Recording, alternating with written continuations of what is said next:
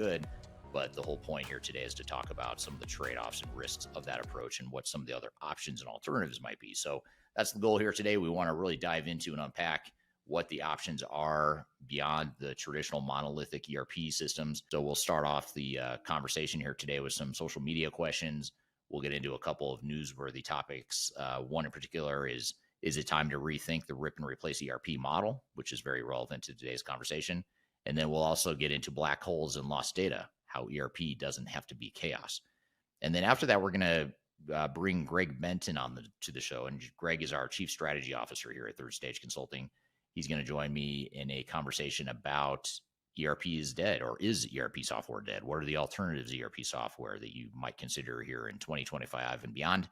And then later in the show, the last segment, I'll get into a discussion I had recently about why I hate traditional ERP systems. So it may sound like we're being anti-ERP here today, but really, again, think of it from the context of let's challenge the status quo. Let's look at our options. Let's look objectively at the pros and cons of ERP systems versus other options out there in the marketplace. So that's the whole gist of what we want to cover here today. But before we get into some of the guests and other conversations we have, what are some of the social media topics and questions we've received here recently, Darian? Yeah, a couple of good social media questions here. This first one is, how long should a change readiness assessment take to complete? And do organizations request this as a standalone service?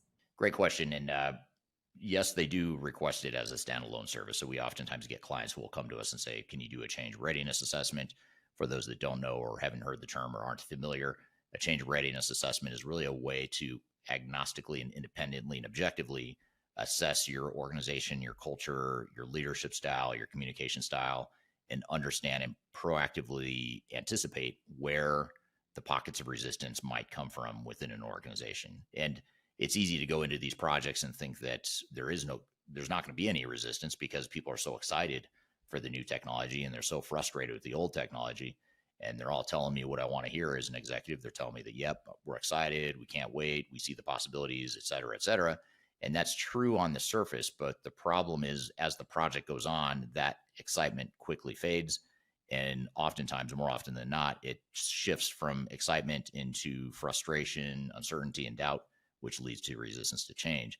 And so a good organizational readiness assessment will proactively identify where those pitfalls are. It's almost like, you're going out to a combat field and you're identifying where the pitfalls are, or the landmines. You want to see where the landmines are and know how you're going to go around the landmines, make sure you don't walk right through them. And what happens too often is organizations don't do an organizational readiness assessment. They hear all the stuff they want to hear, which is people are excited. They assume change management is going to be not that difficult. And then they end up stepping on the landmines along the way. And so the job of this assessment is to really identify what sorts of resistance there might be and what might cause that resistance and what are the root causes and solutions that we could pursue to address those. So that's what an organizational assessment is. We'll do that as a standalone for some clients. Most clients will have a start there, and then we'll continue to help them define their digital or their change management strategy and actually help them execute the change management plan. But the time it takes is really not that long. I mean, it's something we typically do in anywhere from 3 to 4 weeks to, in some cases, it might take 2 to 3 months. But for a larger multinational organization, it might take a little bit long on the high side of that range.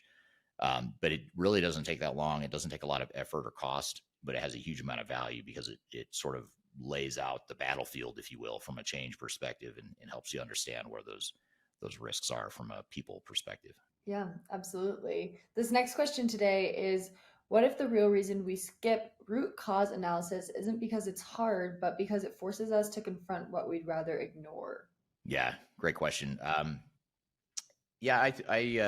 sort of agree with that. I guess that's, in some cases that's true that a lot of organizations don't want to acknowledge the underlying root causes of issues. I did a YouTube video recently, and I'm not sure if this is where the comment came from, but on YouTube, I put a whiteboard video up there where I'm actually doing a root cause analysis of what causes failure and sort of differentiating between the symptoms that people often blame for failure and then getting to the root causes of what actually causes those symptoms and hopefully getting people to focus on, go after the root causes, don't just try and fix the symptoms. But I think the reason I hesitated to answer that question a little bit is because more often than not, I'd say most of the clients that we work with It's just that they don't know. They see the symptoms and they want to go attack the symptoms. I don't think it's that they're afraid necessarily of the root causes. It's that they don't understand what the root causes are.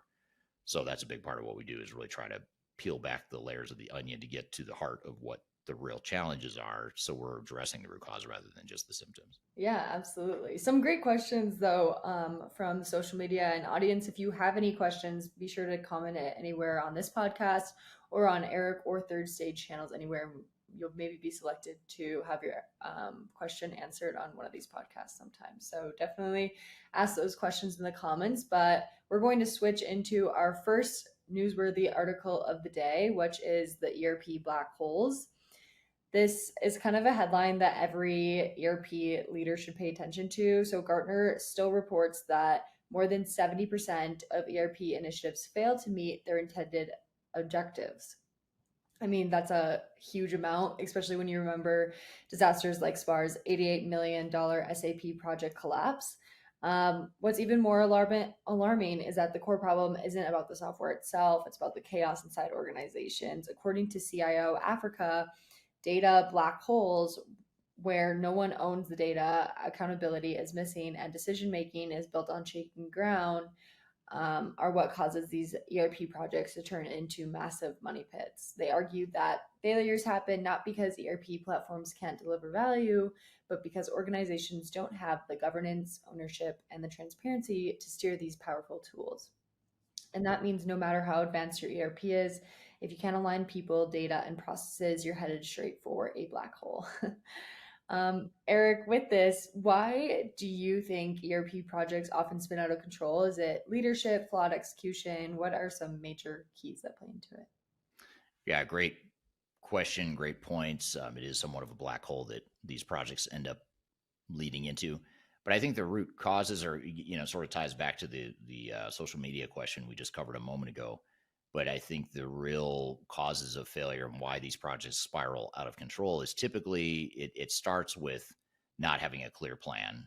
A lot of times organizations just rush in, they hire or select a vendor, contract with the software provider, they contract with the big consulting system integrator, tech consulting firm to design and build the software, and the army just starts rolling without a clear battle plan.